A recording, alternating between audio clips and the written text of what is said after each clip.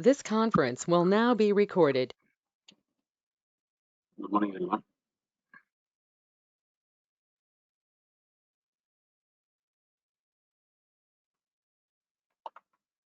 Good morning. Good morning.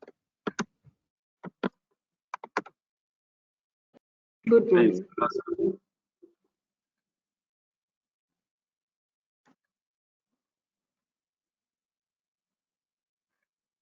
yes. So today is the first day of development session. So thanks for joining. I think most of you are joining. Some of you are joining the developer session directly, right? And some of you are continuing from your admin session of my batch. So whoever joining new as a development batch, myself, Ranjit, holding 16 plus years of experience, out of which 8 years in Salesforce. And I'm delivering corporates and online trainings, and I'm also into consulting, assisting companies for interview preparations, setting up the team, implementations, etc. Okay, so this is my brief background. My nativity is Chennai. I was in Hyderabad and different other places for for serving clients, delivering trainings. Currently, I am put up in Chennai. So before we get into uh, the core technical part of the development session, we'll see why do you need uh, the programming in your Salesforce platform, right? Because we have two different uh, approach, two different ways you can create applications and create tables in Salesforce. There are many ways you can create application in Salesforce. So in general, there are two approach, right? In general, there are two approach: declarative approach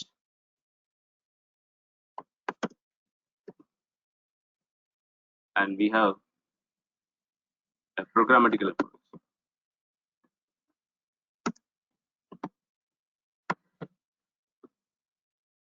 So you can tailor your it means you can work with your Salesforce organization in two approach: programmatical and declarative. So everything you learn in your admin part without coding, whatever you learn in your admin part without coding, it comes under declarative approach, right? It can be creating application, object, tab creation, page layout, right? And your validation rules and your process automations like workflows, process builder, flows, setting up security for users like security and sharing settings, the roadability, isn't it? So all of these features you implement without any coding. So no coding approach, right? No coding approach is called a declarative approach. We also call it as configuration, right? We also say it's called the configurations, right? In the programmatical approach, we say it's called customization.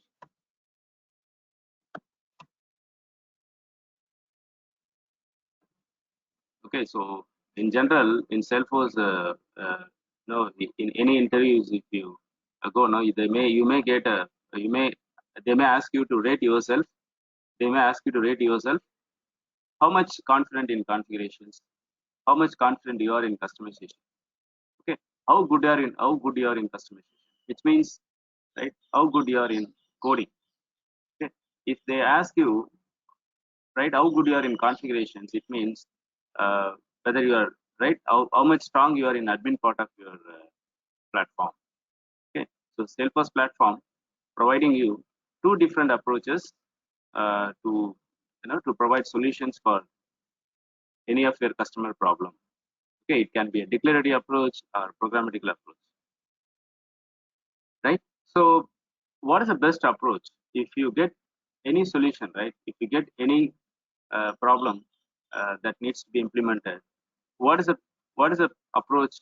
What is the best approach you will take, right? If you are a developer, right? You are a developer, you get a problem, you need to analyze. So what is the best approach? You have to first explore, you have to first analyze this problem, whether you have a solution. You can provide the solutions with configurations, with a declarative approach, right? When you say declarative approach, it's called out of box feature, right? It's called out of box feature. It means everything is already built in the platform. Take an example of your sending email notification. Sending email notification whenever I lost the opportunity. Whenever I lost the opportunity, I need to send an email notification. So what normally you will do, if you are not sure about workflow, then we'll go for providing an API approach. API means the programmatic approach, right? We will provide a programmatic approach to achieve this. But we have out-of-box feature workflows, right? When a criteria is met, we can send email notification, isn't it? We can send email notification. The user requirement is to insert a value for an object. So we have a declarative approach, right? We have a tab, and the tab has the features like list view, new button, using which I can insert row into the object. So I need not go for program, isn't it? So when someone delete the opportunity record, when someone delete the opportunity record, then I would like to post some information to the I'd like to send email to the users, right? So this is basically, you can achieve it in you cannot achieve it in declarative approach, then you go for programmatic approach.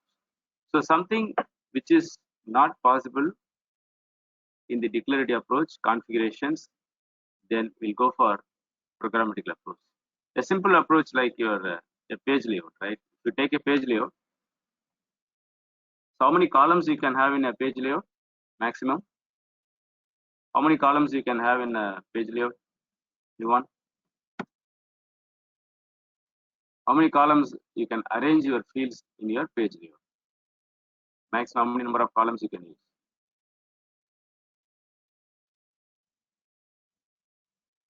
Anyone? You can put it in chat window also. How many number of columns you can have in your page layout? Maximum 2, right?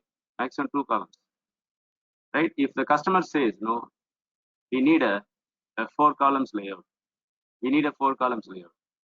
Okay, right? We have I need to arrange my the fields, rest of the fields in third and fourth column. We cannot achieve it using page layout, right? We cannot do it. So we need to go for a custom UI. We need to create our custom user interface, right? Custom is basically what we implement. A standard is part of the platform. It's already inbuilt, right? It's already developed in the platform. So the custom UI is an interface we need. Then we go for building our interface with Visualforce, HTML, or if you take Lightning, then you go for Lightning components, Aura components. If it is part of your Lightning web development, then we'll go for web development framework components. Okay, so when something is not possible in out-of-box feature configurations, then we'll go for customization. Okay. In some cases, we'll have a solution in both the approach. In some cases, possible solutions we can provide using configurations and customizations. Right. In that cases, you will compare the solutions. Right. You compare both, which is the best approach in terms of maintenance. So which right in terms of maintenance, in terms of okay, in terms of cost. So like that, you will choose which is the best approach. Then you will proceed. Whether it's the configurations or customization. Got me? Right. So these are the basic things you should know. It's not necessarily like you have to go with a programmatical approach. Because as you are good in programming, you should not go programmatical approach since you are good in programming. Right? You should find a better approach in your declarative configurations. Then, in case if the approach is not you're not able to achieve in declarative approach configurations, then you go for a programmatical approach. Programmatical approach, we have no constraint, right? We have no limitations, right? You can provide, you can achieve any type of you can provide any type of solutions. You can find out any type of solutions for your problem in your customization approach. But we have constraints in your declarative approach, right? So for example, in workflow, how many actions we can automate? Only 4 actions, like field update, email, assigning a task, outbound message. So only 4. So what are the possibilities we can do in process builder? There are 11 actions you can automate in process builder, right? Any of you remember all those 11 approaches? Email alert, record update, record create, isn't it? Quick actions, custom notifications, cube documentation, approval process, flows, Apex code. So there are 11 actions we can do. And process builder and workflow, the process builder and workflow can only be invoked. The process builder and workflow, when the process builder and workflow will fire the actions, in what DML operations the workflow and process builder will fire the actions? Anyone? In which DML operations? Create, update, delete. Be louder, ma. Create or edit. When criteria is met, fine, Sini. My question is, see, you should pay attention to the questions. You should have practice of paying attention to the questions to face your interview. So, in what DML operation? When I say DML, database operation. Okay, you should be familiar with these terminologies. DML, which means data manipulation. Database operation. In what database operation? Yes, it's not absurd. Okay, you can say it's absurd, but it's not absurd. It is insert and update. Yes, in general you can say it's absurd, or else you say insert and update. So only, right, when you insert a new record or when you modify the existing record, the workflow and process builder will fire an action. So we have a limitation, we have constraint, right? So what about if I have a problem like requirement when someone delete the contact record, then I need to throw an error message if the contact belongs to some account. When someone trying to delete the contact record, I need to throw an error message. I should not allow user to delete the contact if the contact belongs to any account. We cannot do it using workflow and process builder, right? Because workflow and process will only fire the actions for insert and update database operations, not for delete. And in other cases, workflows and process builder will only fire the actions after we performed insert and update, right? After we performed insert and update, not before. So only after we performed insert and update, the workflow and process builder will fire the actions. So we have limitations in your declarative approach. So when that limitation needs to be overcome, when the limitation needs to overcome, and you need a something solution which is not possible in the declarative approach, then we'll go for a customization, which means the customization doesn't have any boundary. Okay, doesn't have any boundary. But now, if you are a good developer, then you should be a good administrator. So the person who is the developer, the Salesforce guy who is strong in both the approaches, can provide a better solution for your client. Okay, so be strong in configuration. This is more important because this part will help you to find out every solutions without going for customization, because customizations involves more maintenance, which means someone has written the code, right? Someone has written the code, and if you are into doing some changes in the same code, then that is where you will see the difficulties of how the coding could be, right? It means if you follow the best practice and standard, obviously you can write a better code, but it always requires more maintenance compared to your declarative configuration part. Okay, and cost wise we need a skilled resource, right? So it requires more skilled resource, right? The person who should be strong in coding and logical thinking, then compared to configuration. So always the customization requires more maintenance and cost. But if you are good in coding, then you will see you can achieve any type of any extent. You can provide solution to the customer. You can provide a better solution to the customer, right? So let's see.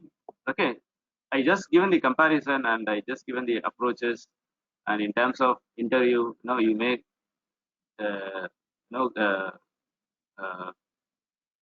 face this type of questions. It's very frequently asked questions. Okay, how much rate yourself in configuration, rate yourself in customization. Okay, don't be confused. If it is configuration, rate yourself in configuration out of 5. Say for example 5 is highest rating, then you should know the question is all about how good you are in declarative approaches. Maybe it's the workflows, process, flows, okay, approach process. So all right. It's all about configuration. I mean declarative approach. Okay, when something the question is on how good you are in customization, which means it's all about programming. Okay, so when you say programming, we have two different development framework, right? Because now we have Salesforce has two types of interface. One is Lightning, and another is Classic interface. So the Lightning interface is called Lightning Experience, right? We have two interfaces we have in Salesforce. Of course, we have also it's applicable for both the configuration and customization. In general, we have two types of interfaces in Salesforce. Okay, so when you say classic development,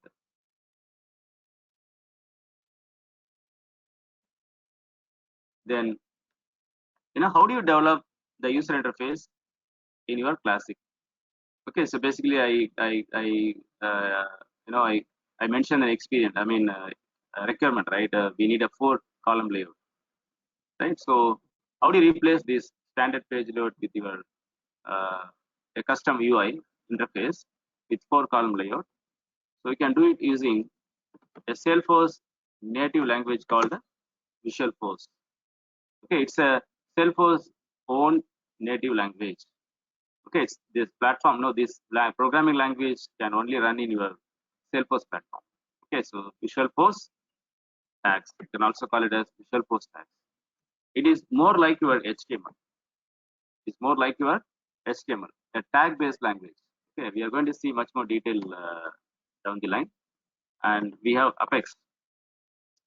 So Apex is a language, a programming language used to write a business logic. Okay, where HTML is used to Visualforce basically is used to create an interface, a form, right? Something where user can enter the data. Right? You'll have a field, a space to enter value to enter for that field. So like this, you can create an interface, a form, right? When I enter the value and I submit some action, I initiate some action, then what happens to this data? Whatever the value I entered, it needs to be inserted into the database. Okay, I need to compare these values. I do some calculation against this currency value. So some logic you are going to perform. Okay, so those business logic you can write using a language called Apex. Okay, so Visualforce just to create an interface. It doesn't involve any business logic. But how do you associate a Visualforce and Apex? Then you'll see you can process the data whatever you enter in the form by using your own custom logic. Written using Apex programming language. So Apex is another language we have in Classic framework. And okay, so these two things are important.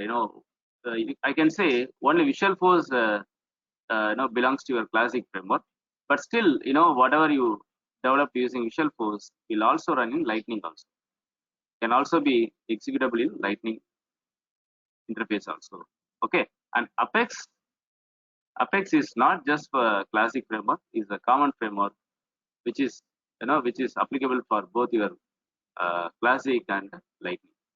Okay. Apart from that, Lightning has its own programming languages like components like Aura components, Aura tags, and it has LWC. Okay, etc. And again, both these frameworks, you can write HTML, JavaScript, right? All these are all common languages applicable both in Classic and Lightning. And in addition to that, we have common frameworks like Trigger, BatchFX. In general, you can say asynchronous process.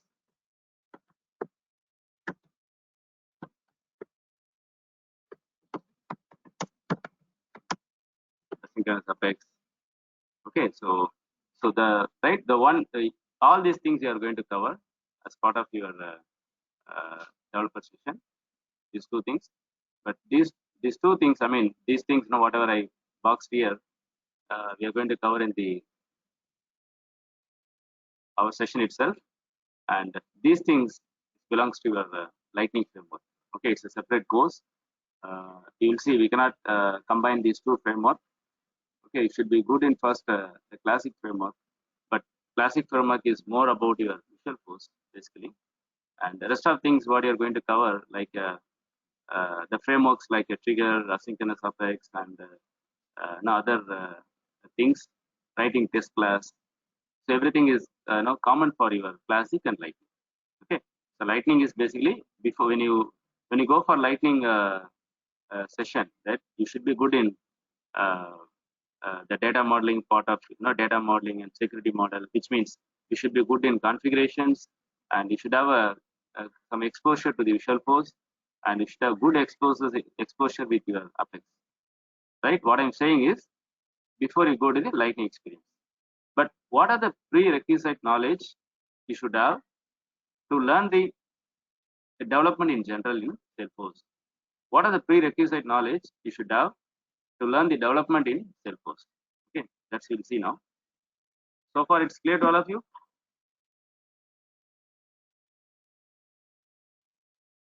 Any response? Yes, So far, yes. okay. Right. So, what are the prerequisite knowledge? Which means something you are going to learn.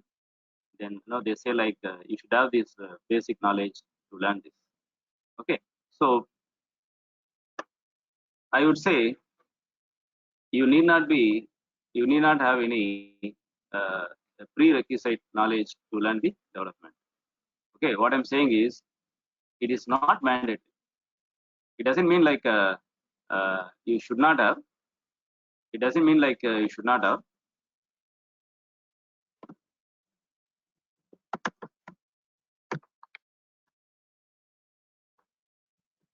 I'm saying it is not mandatory. Everyone should have a basic programming knowledge to learn the programming part.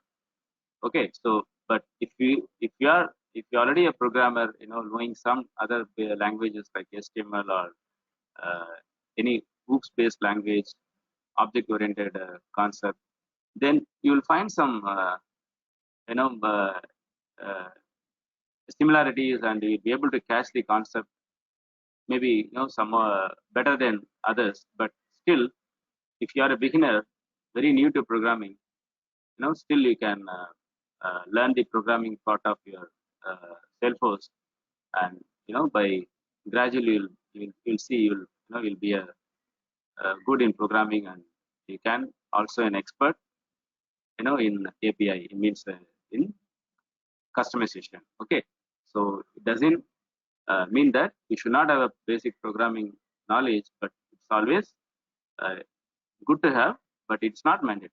Okay, so and where you are going to start, we're going to start with Visualforce, then we'll move on to Apex.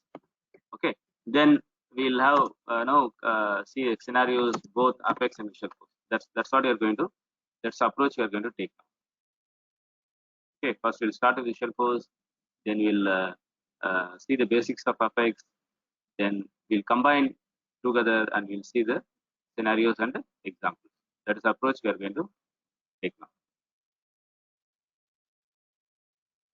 Okay, so and apart from this, I mentioned you can use HTML and JavaScript also as part of your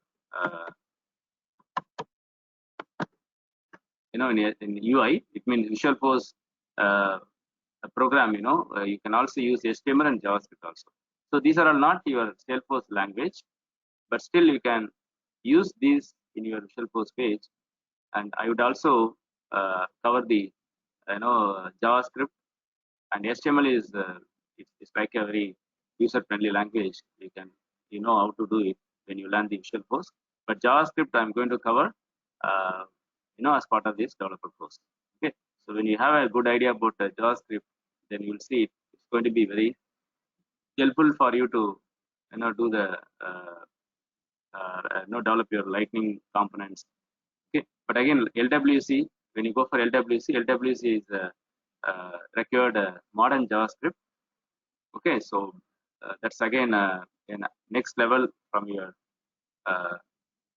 the JavaScript what I'm going to cover. Okay, so anyway, these are all things we need not get into the sessions right now, right? You'll see that gradually you will learn step by step. Then finally you'll know you'll see you'll be good in program. Okay, so anyway, we cannot do it everything in a day, overnight, right? So everything is going to be happen step by step. Okay, so let's start with the Visualforce page basics.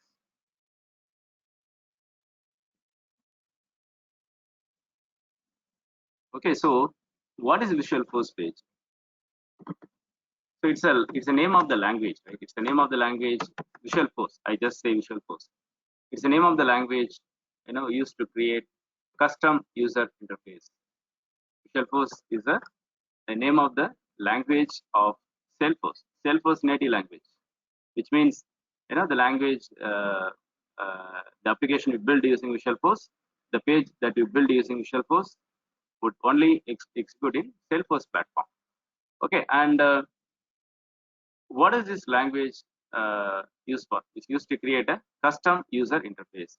Okay, this is a standard user interface, right? So using Visualforce, we can create our own custom interface. I can create a 4-column layout. I can add some images here, right? And I can add some a background image, isn't it? And I can increase the font of my sections, right? I can increase the font of my section, and I can have a pop-up here when a button click. So all those things, no, we cannot do it in standard page layout, which has its own limitation. So we'll go for Visualforce.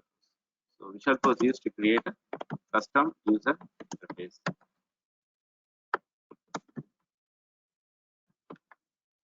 and I have a detailed notes here. What is Visualforce and why you go for Visualforce, and we go for Visualforce to override the standard functionality.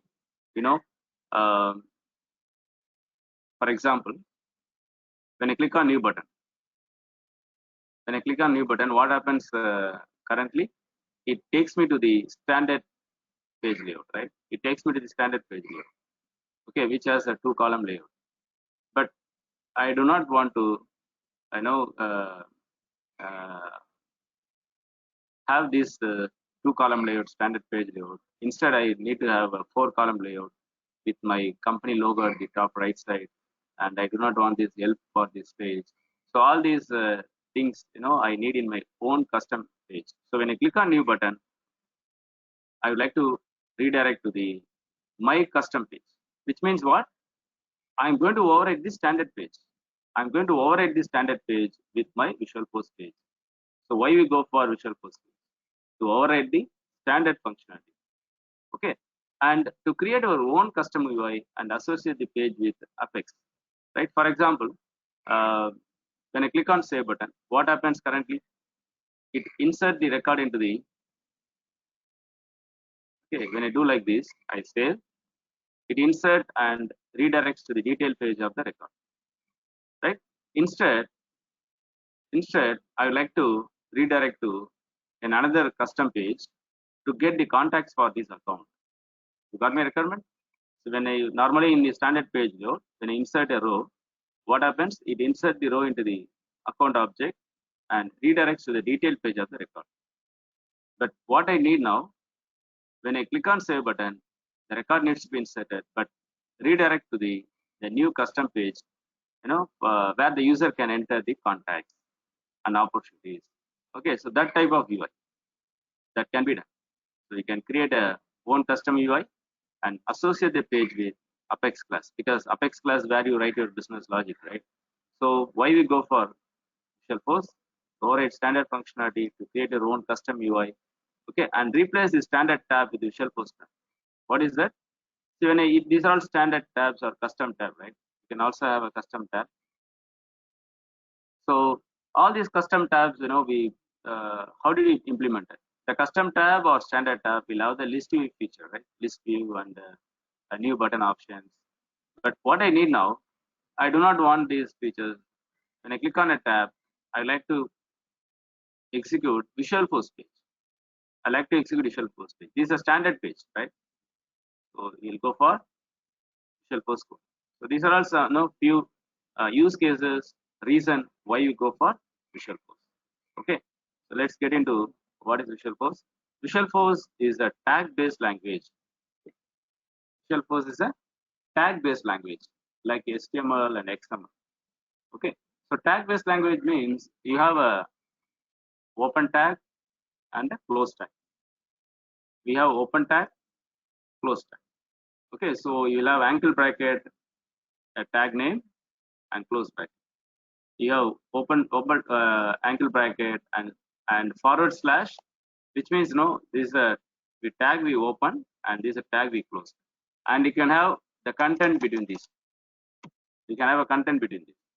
Okay, for example, if you take an XML language, XML is again in another a language, not the Salesforce language, the generic a language, so where it's used to create a it's a data format, you can say, from one system to another system, you can pass data in this format. For example, I am going to have the a person details. So how we are going to have the details here? Name tag, open tag, close tag, within which we'll have a name of the person, right? The location of this, the address of this person, city, open and close tag. So this is like, this HTML is a kind of a tag-based language. Okay, the tag, or you can also say markup language. Okay, so every tag, tag is also called as markup. So it's a markup language or tag-based language.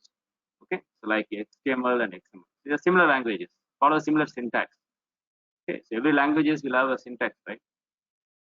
Okay, and And HTML also has a similar thing, right? HTML also have a syntax like, so we have a, for example, we have a title.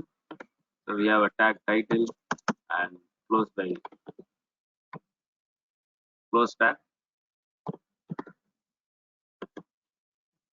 like this, isn't it? And what it consists of, right? If I say the Visual Force page, then what the Visual Force page, if I develop any interface, then what does Visual Force page included? So it includes, in general, Visual Force components and controllers. Okay, we're going to discuss more detail about what is Visual Force component and controllers. Its components nothing but your tags. The components nothing but your tags. The tags like Visual Force has its own tag, like we have a name, city, and title. In a Visual Force, we have own tags. The tags are standard tags. They also provided the inbuilt library of tags, or you can also create your own custom tags also. Okay. In general, they are called components. Standard components, custom components. And what is controller? Apex, basically the Apex. If you write the Visual Force page, how do you connect your Visual Force page with your Apex? Then we'll write a business logic in Apex module, and we'll connect that module with your page. So the Visual Force page will have these two things in general. Okay, right? You may not able to relate completely at this point, but you'll see soon you'll able to relate what is components, what is controller. Fine. How many days week session is developer? Very curious to. Okay, 30 working days you can assume right now. Okay, including integration, we'll connect for 1.5 months.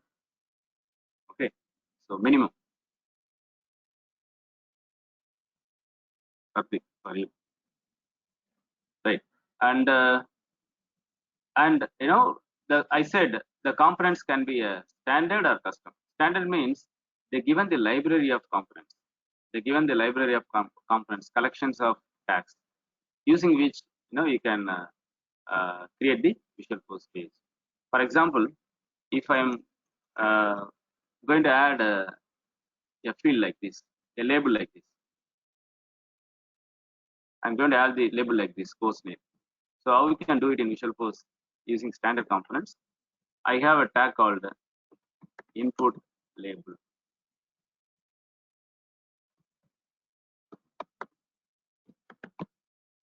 Like this. Okay, I'm just giving an example. It's not exactly same, but again example. So these input label, they are already given, in a library, belongs to the library called Apex. Apex is a kind of library. Okay, from the library, you will refer the component called input label. Okay, so these are standard components. They already, given that component. They created this component. Okay, so all we have to do is we have to use this component and provide whatever label you like to display between the open tag and the close tag. Okay, so these are standard components. If you have your own custom components, like the one you have your input label, then you can also create. So Visual Force components normally it can be a standard or custom. Mostly we know in 90% we are going to go with standard components. Right, so you'll see this in example how the Visual Force tags will look like. Apex colon page, Apex colon page. Apex is a library. You can say library. For example, I give a practical example. You are my I have a student named Suman, for example. I have a Suman in my batch 1114. Okay, I have another person in the batch 112. So I have the same person. I have a different person, but the same name, and in two different batches. So when I refer the person from 114, then how should I refer? Like this. If I refer the person from 112 batch, then I refer like. So it's like a location. Okay, so whatever you're referring here before the colon, it's like a location. Okay, so you see here the Visualforce tags will have this type of format. Okay, so you do not have such format in your XML or HTML mandatorily. It's not mandatory here, but still it's applicable. But in Visualforce tags, you will see this is a format you will follow. Okay, so anyway, you're going to see much more detail down the line. Okay, fine, mark. Controllers. What do you mean by controllers? Controllers, I said, it's where you write your business logic. Okay, it's where you write your business logic. So it's nothing but your Apex class, and the Apex class is nothing but you write your own logic, and the system also provides inbuilt Apex class also called standard controller. The system also provides inbuilt Apex modules. You can say those modules are called as standard controller. Okay, right. So what you are talking about is a user interface, right? And every architecture programming will have some basic architecture, right? Based on which you are going to develop the application. So what is the architecture? That user interface, Visualforce page, is basically following which architecture? The architecture is called the MVC architecture. This architecture, why do we use custom tag, Navi? Yes, you use custom tag, on many purpose. Maybe at this point, to explain that may not make any sense or scope, but so for example, I just say label, right? Label. So label purpose, whatever you give here, it's going to display in the user interface. Okay, it's going to display in the user interface, right? But okay, if something, the tag which is not available in the standard component, the tag like when I give something, the value, then it should display in a different font. Okay, I should have a tag, say like Apex colon, time new Roman. I need a tab called Apex colon time new Roman. So whenever I give the label here, that should display in time new Roman style font. Okay, so then the component which you are looking for is not there in the standard library. Then we'll go and create our own custom component. Got me? And okay, we need to have we should have more details more than this to understand why you go for custom component. But at this point, now you should know something which is not there in standard component. You may go for creating your own custom component. That's it. Okay, why you go for custom?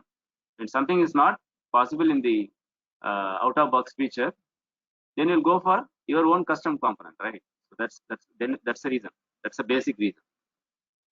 Okay, so we are here, talking about the MES architecture. So what does that mean? The MES architecture is a common interface architecture, not just for Visualforce. No, it's the architecture, old architecture, based on which there are different user interfaces are there in the industry. Okay, so Visualforce is also following MES architecture. Okay, so we'll see what is MES architecture. MES architecture is an abbreviation of MES is an abbreviation of model, view, controller. Okay, M stands for model, V stands for view, and C stands for controller. Okay, it's called MEC architecture.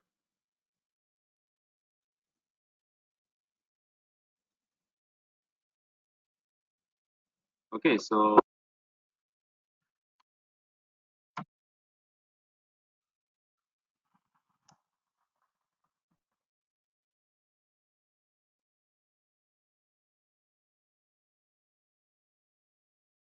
So what is this actually? It is a view, right? It is called a view. So view is nothing but a presentation part, the form. Okay, the view is nothing but the presentation part.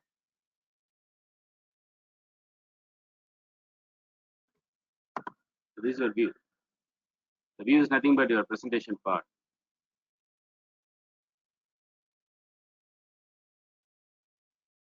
Right? And when a user enter the data and submit, then what happens to the data? It goes to the database, right? It goes to the database. So say I have an object here, training object, because we are talking about the training interface. So this part is called model. How do you call this? A model, which means where do you store your data? Where do you store your data? That's basically referred as model in MES architecture. So we have view, right? We have view and a model. And right, when a user submit the data, then how the data is going to be inserted into the database? How the data is, whatever the value entered by the user, those values needs to be inserted into the database, right? Then there should be something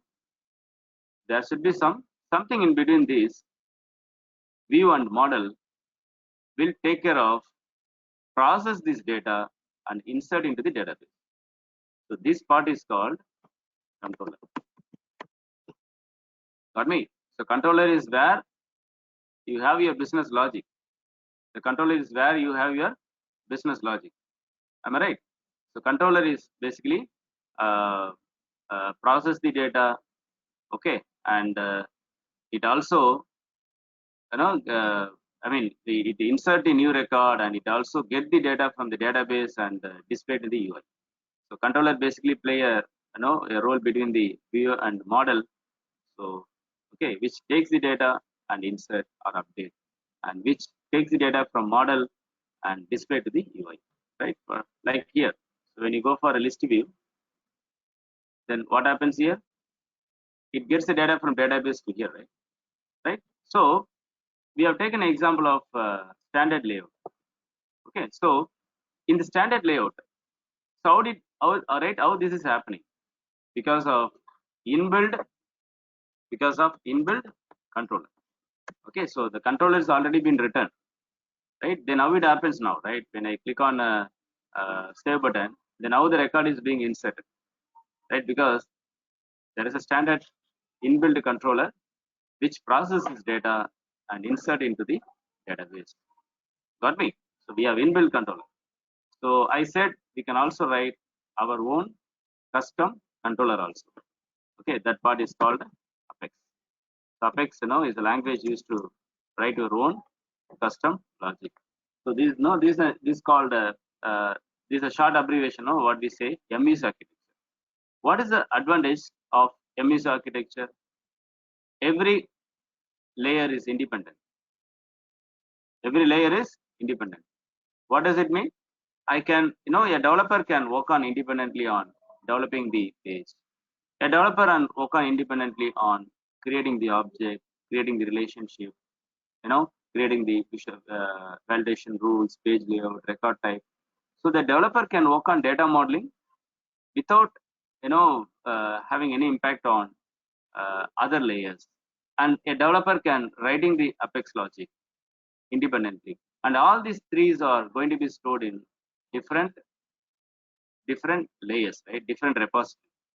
Okay, if you see, I have under build, develop, I have a separate places where I'm going to store all the Apex classes. I have a separate place where I can store the Visual Force pages. Okay, I have a different repository to store my all the objects. So all these three are independent layers. Okay, so suppose I am working for developing a big application where I am creating a 100 plus UI and many different controllers.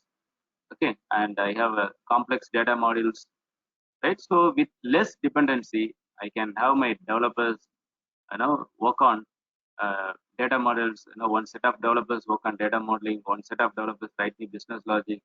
Okay, with less dependency. I don't say there won't be any complete dependency we can avoid, but it can be, may or may not. Okay, but normally you have 0 to 100% dependency. Any 0 to 100% dependency you can have in the MEC architecture.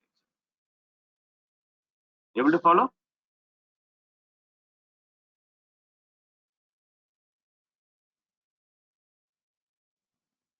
You get any response? Able to follow all of you?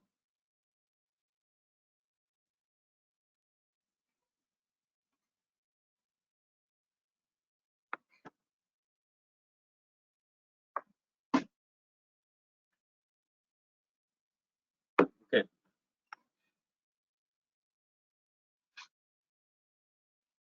Right. Whoever new to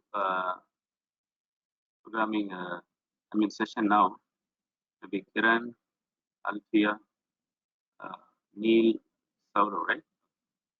Are you able to follow this? Yes. Good. Okay. Right.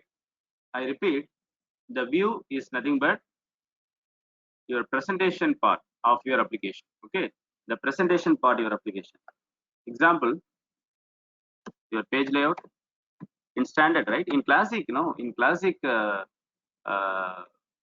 interface, every application is built based on MEC architecture. Take an example of your account record layout, record page. So this is your view, right? And where you are going to store the data into the account object. So your database where you store your data is called model. Okay, and the controller is inbuilt controller, right? We haven't written anything, to insert the account record, whatever you entered here, into the database, right? It happens because of inbuilt controller. Okay, so I said this page can be replaced with Visualforce page, right? This page can also be replaced with a Visualforce page. Okay, then when it is a Visualforce page, you can refer inbuilt controller or your Apex language also. Apex comes under here. Okay, now we are good. So this is called MEC architecture.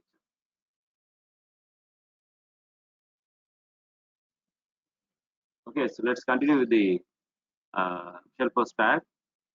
Right. So that's what I given here. It's model, database and views, a presentation layer, and controller is for your business logic. Okay, right. What are the types of controller? We keep repeating, right? We have standard controller, custom controller. Okay, so standard controller is the controller which an inbuilt controller, and custom, the Apex, using Apex programming, we write our own logic. Okay, right. And extension is also a type of controller which is used to provide additional functionality, apart from your standard and custom functionality. Okay, suppose I return some Apex logic, and okay, whatever the logic I return, I'm going to add additional logic with a separate extension. Okay, so another Apex class, that is called extension, right? You'll see now down the line, what is extension, how do you use this? Okay, so the top two categories basically standard and custom. Okay, and extension is nothing but to add more functionality, to a standard and custom, go for extension. You remember your feature license in admin, isn't it? In addition to your user license, we go for feature license. In addition to your profile, we go for permission set, like that. For me, but here it's not going to behave like a permission set. It's going to, even you can use the extension to override the functionality whatever you there in standard and custom. You can override. Like quick example, why you go for the extension.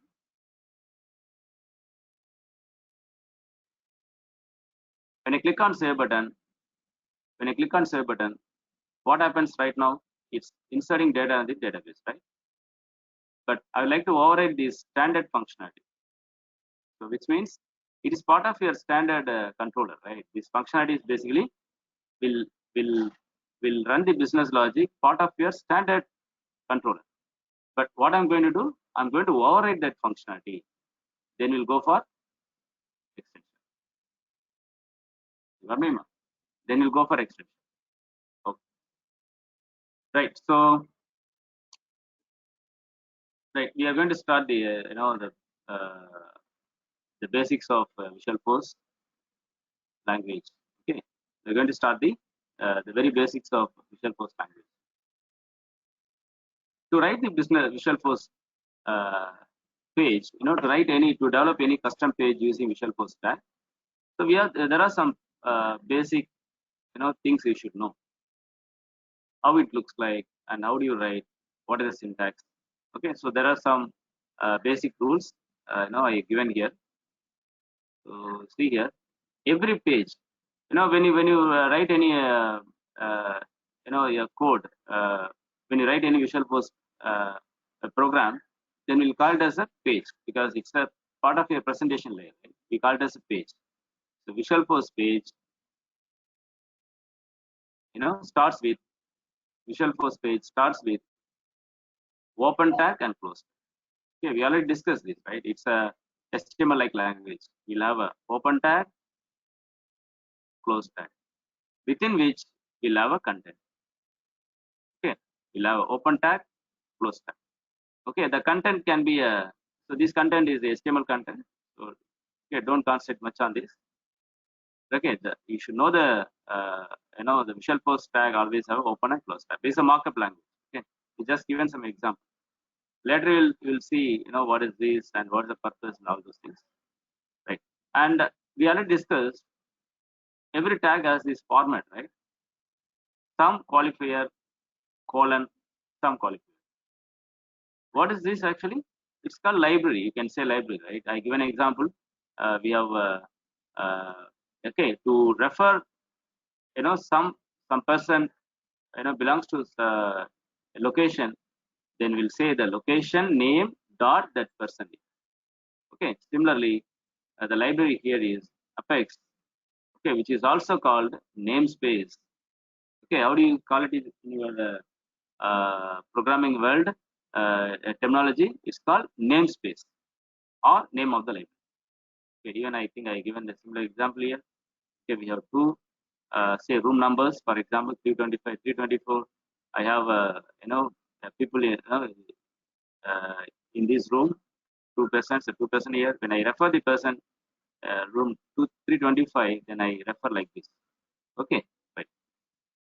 And every tag must have open and close tag. Yes, every tag must have open and close tag. And you can also have a nested tab also, a tag inside the tag. Okay, then it's a parent, it's a child, and it's a second level child, and this is a parent for this child. Okay, in these cases the child tag must be closed first. Okay, you see here this is a child tag, right? So this close first and this is close first, and this tag has a content. The content is again another tag. So this tag must be closed first and then it will be closed first, then outer tag will be closed at the end. Okay, you cannot have like this, isn't it? You cannot, unless you close this tag, you cannot close this tag. It will give an syntax error, which means we have a compiler which will compile the program, right? Every program will have a compiler, right? Every program languages, not mandatorily, but in general, any program you you do some coding and then you will execute this, then the runtime engine will compile these to convert into the computer understanding format, right? So not when you compile, you'll see any syntax error you made, which means you are not following the tag, open tag, close tag, the rule. then you'll see the syntax error will throw. So tag that do not require content. You see, not every tag required a content. Okay, for example, here there is a tag called section header that doesn't require any content between these. Then I can close like this. Okay, either you can do like this.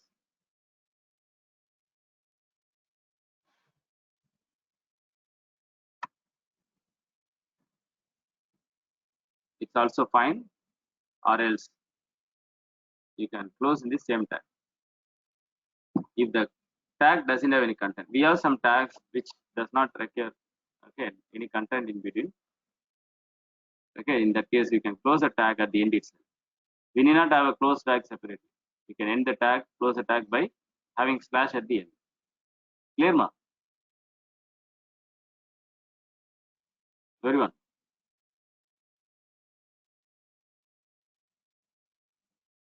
Let's proceed. Okay. So every component tags have attributes. The tags will have an additional parameter inside. You see here, there is a tag called apex, right? And what I'm having, some parameter, it's called attribute. How do you call this? Attribute. Okay, so what is this attribute and all? That's going to be a next part of the session. Okay, so at this point, you need not worry about the purpose of the tag. All you should know is what is the basic rules. Okay, what are the basic rules we have in the Visualforce, writing the Visualforce page. Every tag, every page starts with, okay, so here I would have given this point. I think I given other way. Every page should start with the apex colon page and close by apex colon page. You know what does it mean? Every Visualforce page will have a first line will have a apex colon page and close by apex colon page, and all the content of the page, the programming, the tags used to create the content of the page is going to be inside these two tags. Everything is inside these two tags. So these are the two outermost tags. Apex colon page slash apex colon page is a two outermost tag. Every other tag will be wrapped inside these two tags. Got me? That's what I given in this first point, but I think I explained another bit. Got me? Okay, so the page content always going to be inside these two main tags, and every tag will have attributes. So that's what I given here. So these are my page, apex colon page, and this attribute is called controller. This is an attribute called ID. Okay, similarly label, I have attributes called value and attributes called ID. What is the use of this? It's going to add the properties. It's going to add the properties to the tag. Okay, suppose what is this? When I run this page, there will be, you'll see a label display. And if you like to add some styling for this tag, I have an attribute called style. Okay, I got an attribute called style. I like to display these in a different font, say blue color. So I can do that. I can do this. I can do like this. Okay. So this, what is this called then? It's called attribute, which is going to add properties to the particular tag. Okay. So that's what I given here. Controller is an attribute belong to page component. Value is an attribute belong to apex label, right? Value, ID, and style, etc. And come down. And I remember I mentioned in the beginning, in page you can embed, which means it's other language, right? Different language you can use inside your Visualforce page. HTML, CSS. CSS is a cascade style sheet, which is used to add, look and feel for your font, and add images using CSS, and jQuery and JavaScript, again, the script languages you can use to add more, create more dynamic in the sense, when I click on a button, for example, a pop-up should appear, right? So those type of dynamic things you can achieve it using jQuery, JavaScript. So these are all, the third-party languages, not Salesforce language, but still you can use as part of your page. Okay, so do not worry about at this point what is this, and these are all you can learn step by step. Right, we are going with we are going to start from the basics, right? So you'll be able to see once you are good in basics, you can extend that knowledge to next level by by doing consistent practice. Okay, and HTML can be directly embedded. Okay, HTML can be directly embedded without any additional tag, but the CSS, JavaScript, and all requires some tag here. For example, JavaScript should be inside the tag called script and closed by script, and CSS should be inside the tag called style. But HTML can be directly embedded like this. This is an example of HTML tag. When you do this, it will be highlighted in heading will be highlighted. H1 is for heading. H1 one level of highlighting. H2 more thicker level, it will be highlighted. Got me? I mean the font size will be bigger. Okay, so these are tags I can use directly in the Visualforce page. I mean HTML, but these languages need a special tag like. Fine now.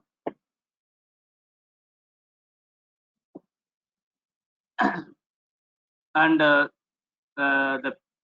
page name is unique, which means what? How you are going to run your page? Visualforce page is like you can compare exactly with your the site, website. So when I give the website, this should be a unique URL, right? It should be a unique website, a domain for your website. So what happens when I load this page? It goes to the database server and takes the content of this page in this name and load in the browser. Same thing happen in your Visualforce page also. You'll have an instance name nothing but your whatever you're seeing here, and next to that we'll have a keyword called Apex, and next to that we'll have a Visualforce page name. And when I hit enter, what happens here? This page name will be is there in the server, right? So you already compiled and saved the code, right? So that content will be loaded. Okay, so but this will be searched in your space, right? Whatever the space allocated for your edition. Okay, in that the page should be unique, not in entire whole customer database, not in the whole customer Salesforce database. Okay, whatever the space allocated for your edition, within that you can have only unique page. The page name should be unique, right? When you go for a public website, right, this is unique across the world, across all the customers, right? But what happens in this case? It should be unique within your platform. Okay, I cannot have any other page with the same name. You got me? It should be unique.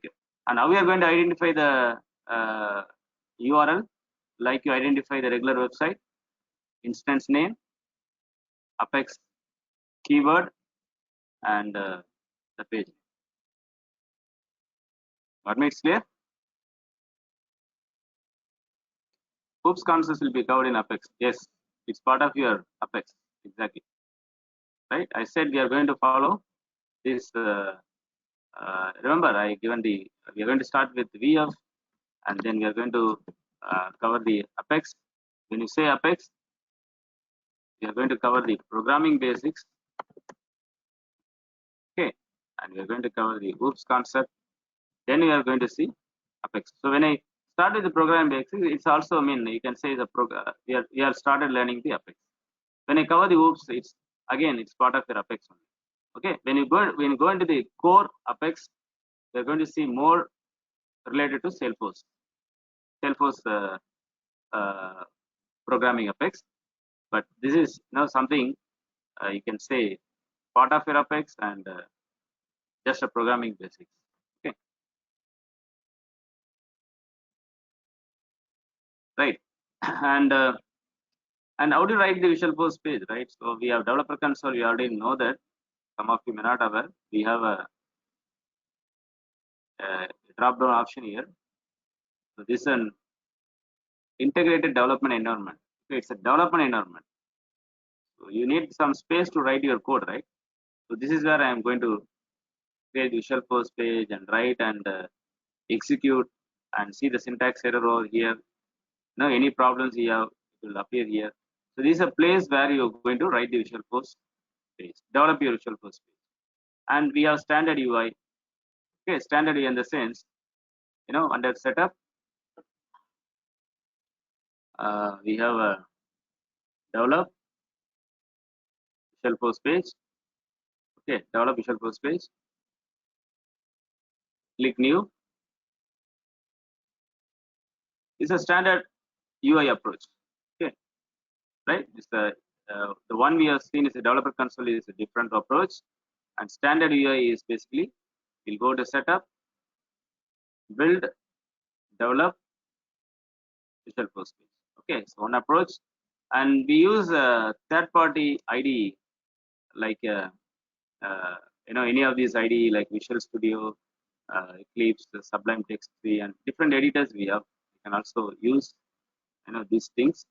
These things we need not do it at the beginning. We can take it at the end because I'm going to cover some in development part like a scratch org and all. Then we'll see what is Visual Studio and all. And URL editor, it's again another way you can write the Visual Force page. Okay, which means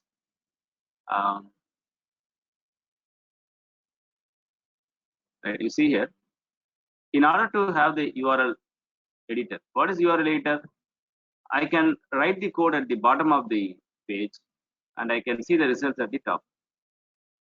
Okay, so I can compile at the bottom, I can see the results at the top. What happens in this case? Developer console, I write here and I save the code, then it's compiled, then I see the result here. To see the result here, I need to preview. Got me? That is your developer console approach. In the standard approach, Visual Force page, new, and I write something and save, then I can preview. But what I'm talking about now is URL editor approach. What does it mean? I can do the coding at the bottom, I can see the result at the top itself. When you save, as you are saving the code will be compiled, right? And it's the result at the top. Okay, I hope I did not give any introduction about what is compilation and all, right? We just go into further, right? We just proceed further. Okay, so what is URL editor? How to enable that URL editor? You have to go to your user page. You should go to your user page. Myself, my user page is here. Edit, and you should enable. There is an option called development mode. You enable this. Okay, so you should know if you have a right, if you have the access to your user page, then you should enable this development mode in your user page and save. Then in this case,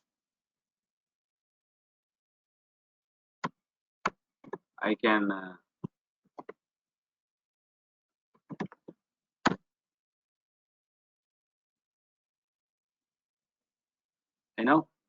the URL editor is now I just enable the development mode, right?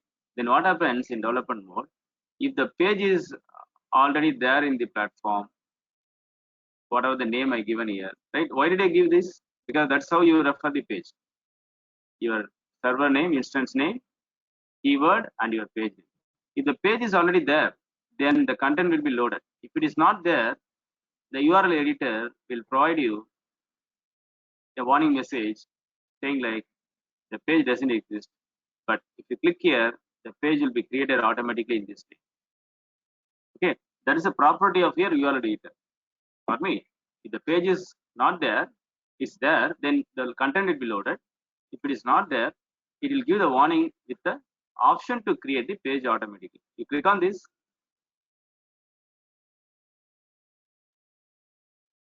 the page is created, and you see at the bottom, just click over it.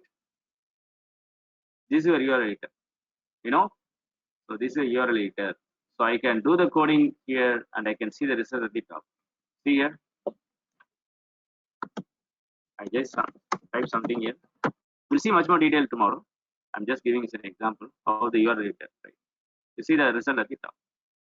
Okay, if I made any syntax error, and you see here I have some no options here. It's called save, right? You see the syntax error here. Okay, so like this, we can develop your first page. Okay then, that's all for today. We'll continue tomorrow. You have any question? Hope everyone is good with this. What are covered so far? Okay, so do not worry about the programming basics and programming prerequisite knowledge. So we'll go step by step. Hope you will be able to follow the things. Okay, we'll assign more exercises. Okay, so be cool. You can able to learn the programming part better. Okay, so see you tomorrow.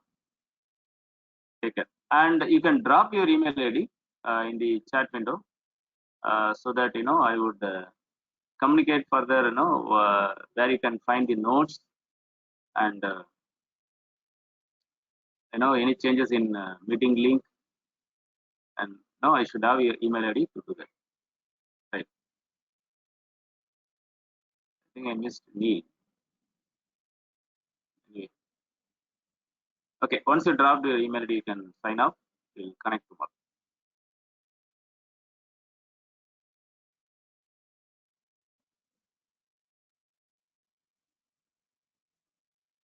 Okay then. See you tomorrow. Bye. Take care.